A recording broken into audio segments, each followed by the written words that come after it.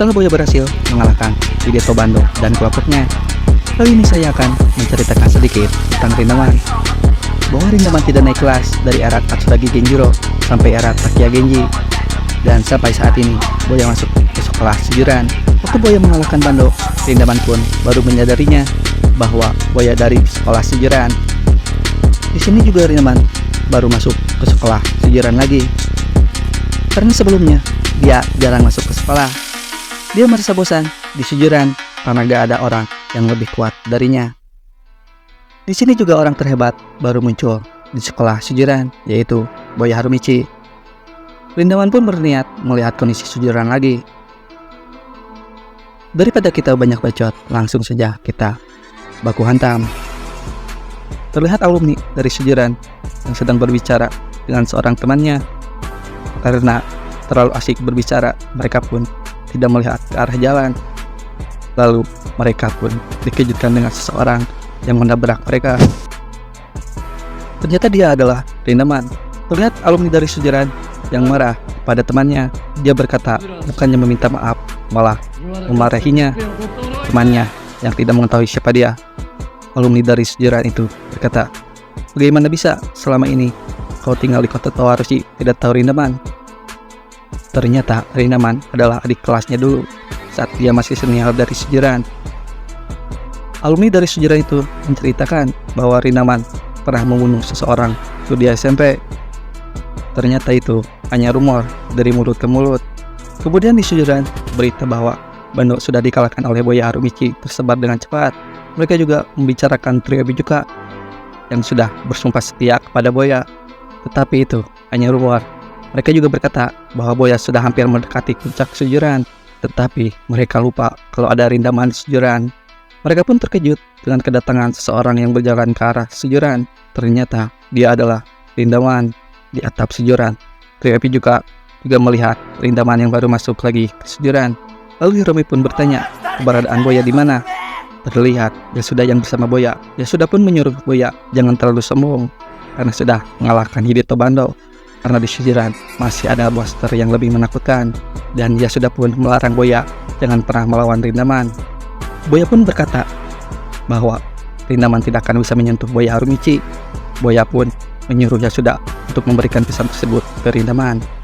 Lalu Yasuda pun menceritakan bahwa Rindaman pernah membunuh seseorang termasuk ayahnya dan kakak laki-lakinya.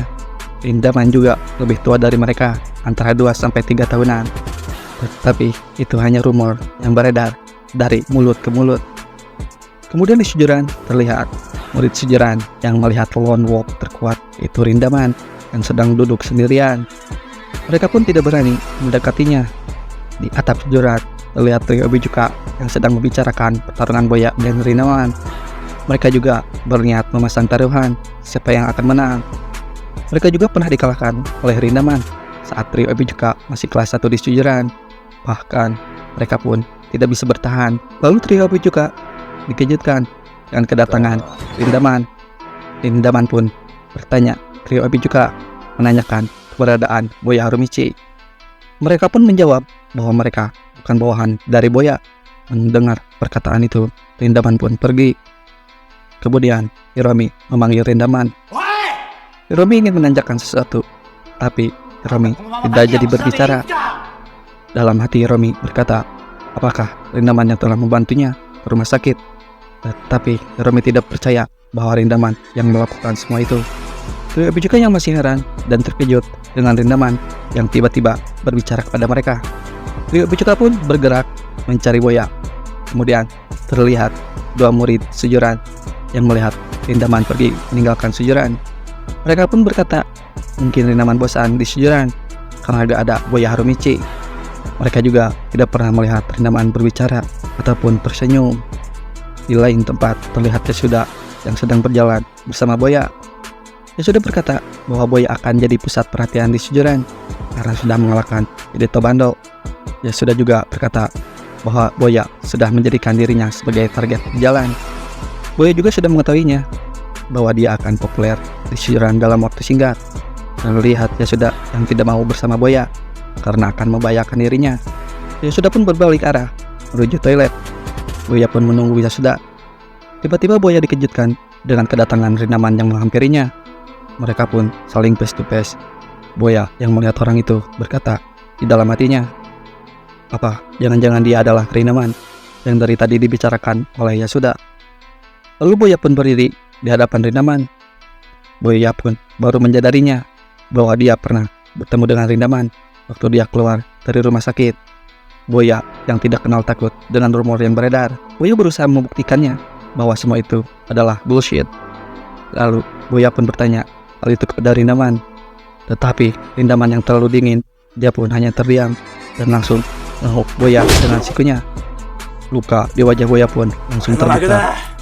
Lalu mereka saling bertatapan muka. Kemudian terlihat Yasuda yang sudah keluar dari toilet, terkejut dengan apa yang dia lihat. Rindaman pun langsung memukul Boya dengan sangat keras, membuat Boya terlempar sangat jauh. Boya yang berusaha bangkit dengan setengah sadarnya. Lalu Boya pun tumbang di tangan Rindaman hanya dengan satu pukulan. Rindaman pun pergi meninggalkan Boya.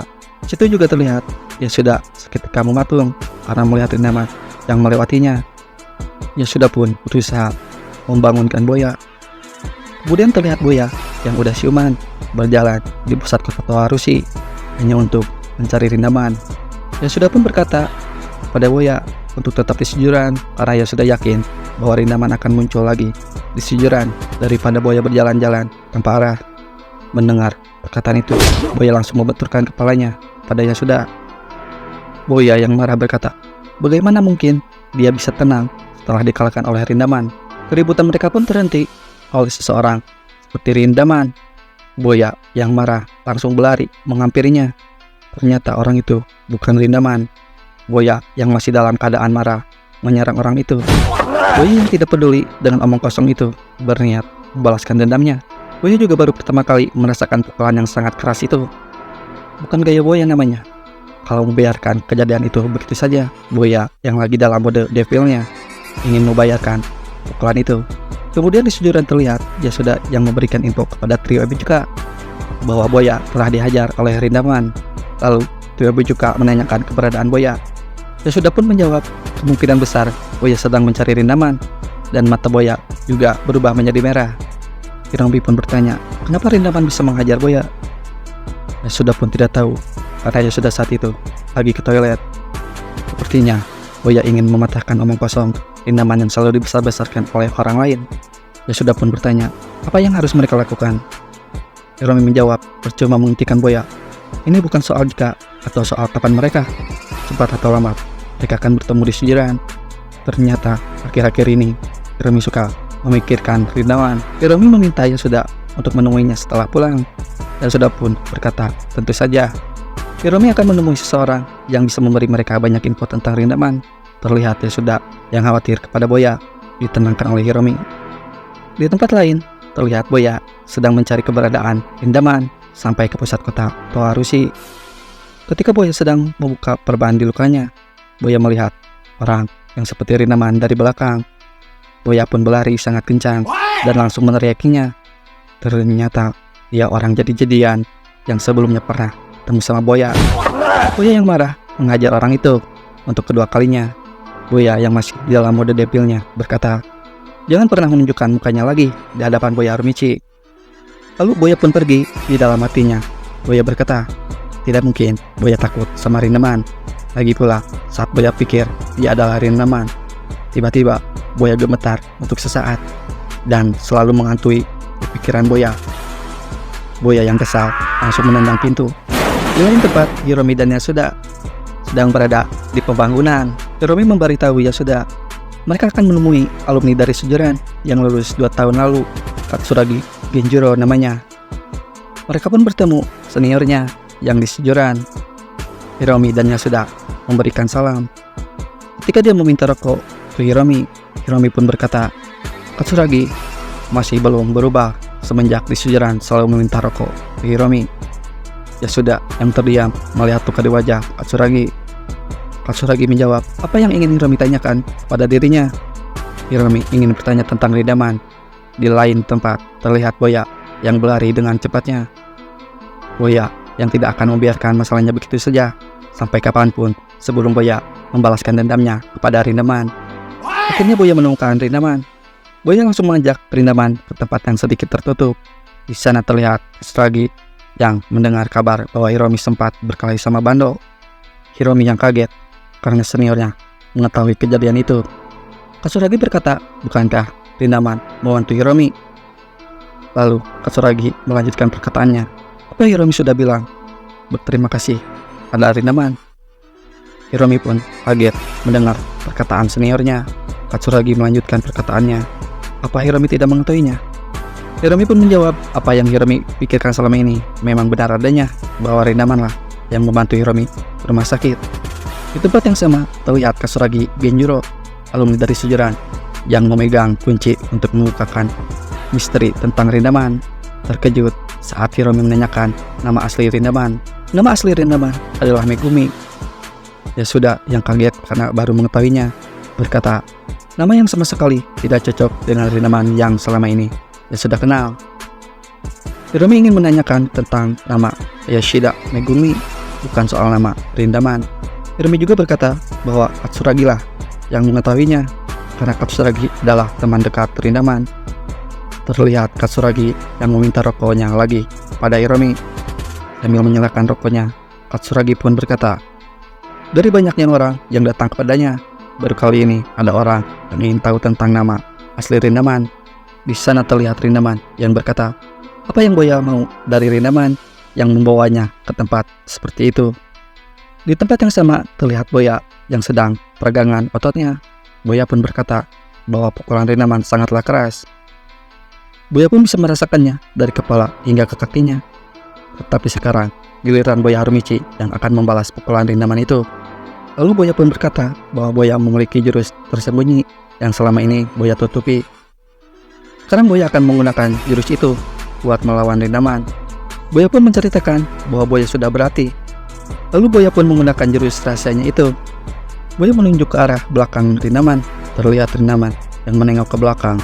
Di momen inilah Boya melayangkan pukulan yang super kuat. Selain Boya hebat dalam memukul, Boya juga hebat dalam menipu. Boya pun berkata, itu balasan untuk pukulan Rindaman kepada Boya. Boya menyuruh Rindaman untuk berdiri. Lalu Rindaman pun berdiri dan berkata, asal Boya tahu bahwa Rindaman tidak akan sama seperti saat Boya mengalahkan Rito Bando. Di sana terlihat Katsuragi yang berkata bahwa Megumi bukanlah seorang pembunuh. Yasuda dan Hiromi pun terdiam seketika mendengar kenyataan itu. Katsuragi melanjutkan perkataannya, memang benar soal ayah dan kakak laki-lakinya sudah meninggal. Sebenarnya mereka bukanlah ayah dan kakak kandung Megumi, tapi ayah kandungnya sudah meninggal karena suatu penyakit.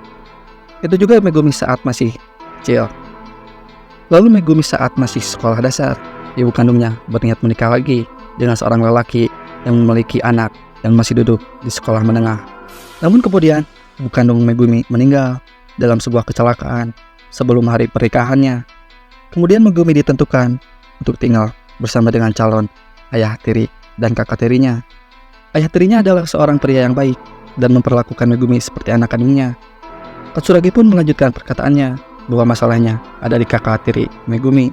Kakak tiri Megumi mulai merasa cemburu dan berpikir kalau Megumi merebut ayahnya. Lalu kakak tiri Megumi mendapat BNG semacam stres.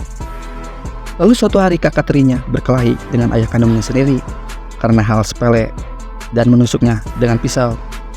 Megumi yang baru saja kembali dari sekolahnya berjalan masuk dan kemudian mencoba untuk menghentikan kakak tirinya. Mereka memperebutkan pisau tersebut.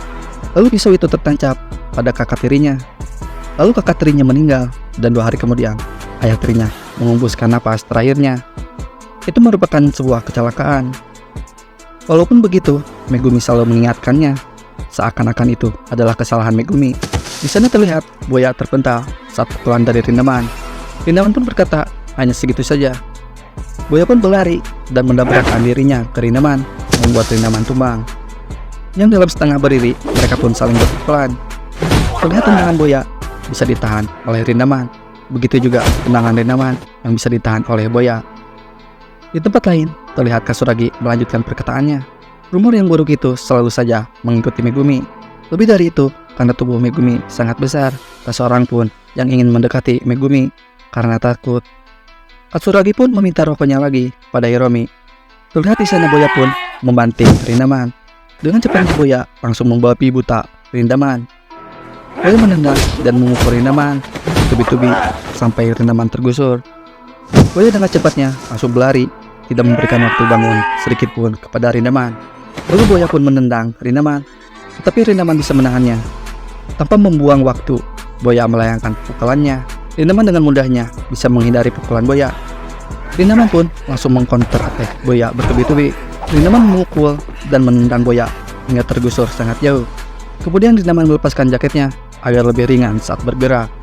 Dan Boya pun sama melepaskan sekajannya. Boya pun berkata, "Mari selesaikan ini." Boya dan Rindaman pun memasang kuda-kudanya. Sana terlihat Hiromi yang sedang menceritakan Boya Harumichi kepada Katsuragi. Hiromi berkata bahwa Boya sangat super kuat, tapi Katsuragi mengkhawatirkannya. Katsuragi pun harus kembali ke pekerjaannya karena sudah terlalu lama berbincang sama Hiromi.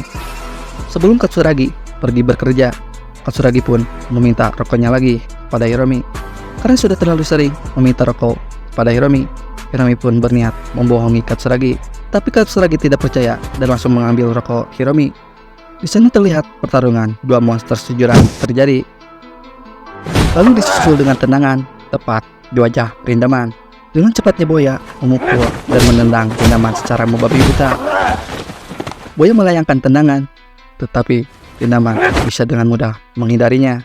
Rindaman pun langsung memukul Boya dengan kerasnya pada bertubi-tubi. Boya pun bangun dan berlari mendorong Rindaman sampai terjatuh. Rindaman pun melemparkan Boya. Terlihat keadaan mereka berdua yang sudah berantakan.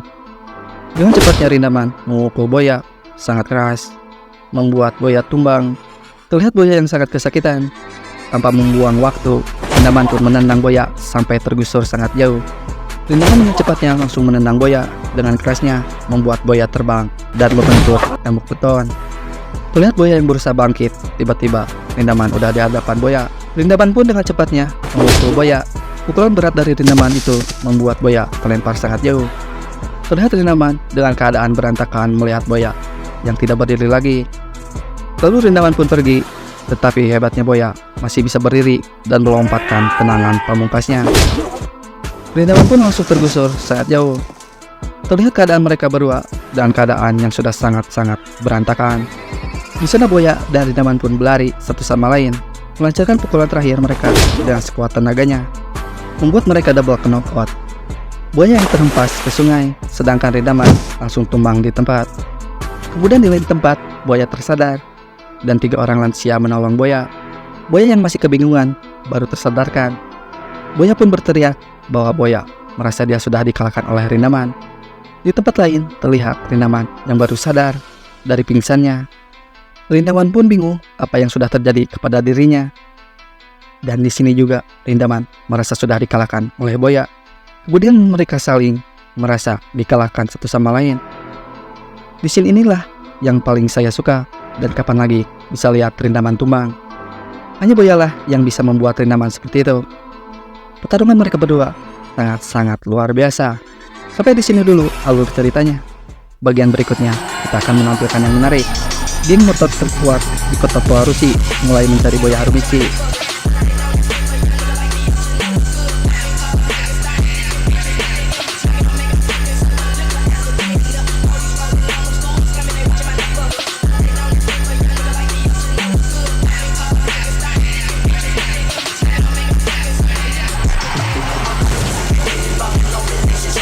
Terima kasih sudah menonton dan sampai jumpa.